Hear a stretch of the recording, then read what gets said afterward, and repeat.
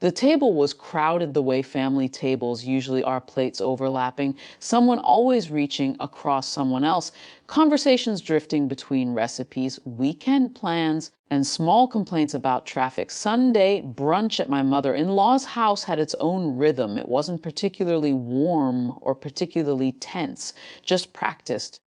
The kind of gathering people maintain because it's what families are supposed to do. I was pouring orange juice for my daughter when she asked the question, "Mummy, why does Auntie Lisa have Daddy's golden credit card?" Her voice was bright and curious, the way 5-year-olds ask about anything unusual they notice.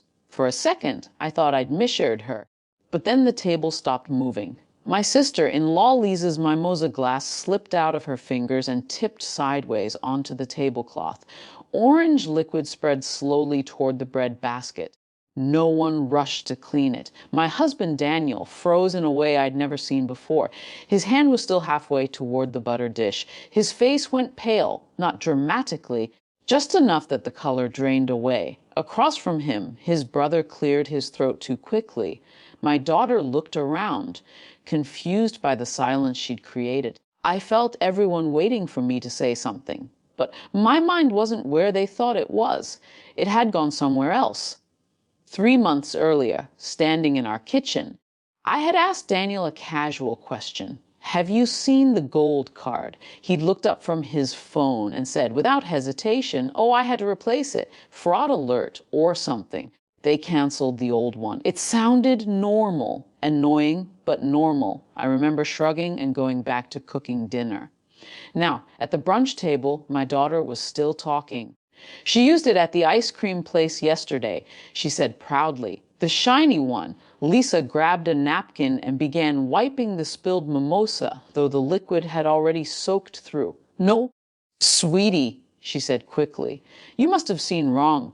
But her voice had that thin quality people get when they're trying to outrun something. Daniel finally spoke. "Kids mix things up," he said, forcing a small laugh. "You know how they are." No one else laughed. My mother-in-law suddenly became very interested in cutting fruit. The knife hit the board in careful, deliberate taps. Someone asked if anyone wanted more pancakes. The conversation restarted in pieces like a stalled engine turning over again. I didn't say anything. I just watched. Daniel avoided my eyes for the rest of brunch. Lisa talked too much. My daughter forgot the moment within minutes and started asking if we could go to the park later. When we finally drove home, the car was quiet except for the low hum of the air conditioner. Daniel kept both hands on the steering wheel. "Kids say weird stuff," he said casually. I looked out the window. "Yeah," I said. That evening, after he fell asleep on the couch watching television, I opened my laptop. Not because I was angry, because something small and precise inside my memory had shifted into place. The credit card account took a minute to load. I hadn't checked it in months.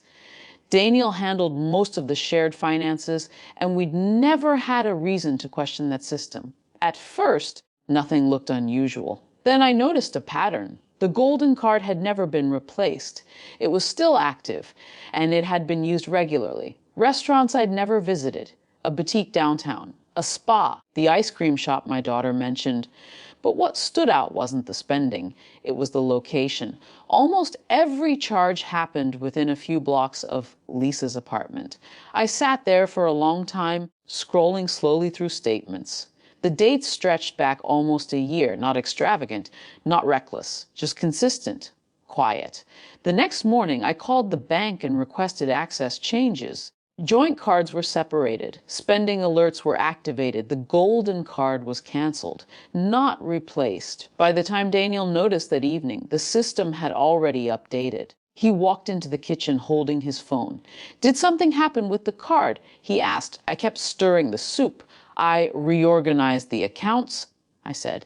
He waited for more explanation. When none came, he said carefully, "Why?" I finally looked at him, because I realized I didn't understand how our money was being used. That was the moment he understood the brunch question hadn't disappeared. He leaned against the counter. "It's not what you think." I nodded slowly. "Then explain it." He started talking about helping his sister, about temporary support, about not wanting to worry me. Some of it might even have been true. But the strange thing about hearing explanations after clarity arrives is that they no longer rearrange the facts, they just circle around them.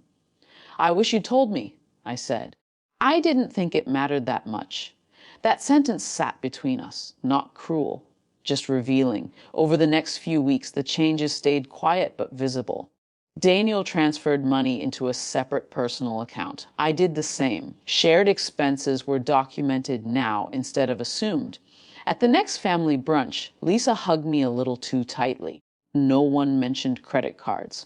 My daughter asked if we could bring waffles next time. Life kept moving, but the structure underneath it had shifted.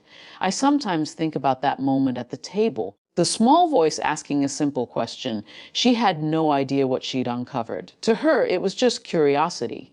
But for me, it became the moment everything stopped being blurry. Not dramatic, not explosive, just clear. And once something becomes clear, you can't pretend you're still confused.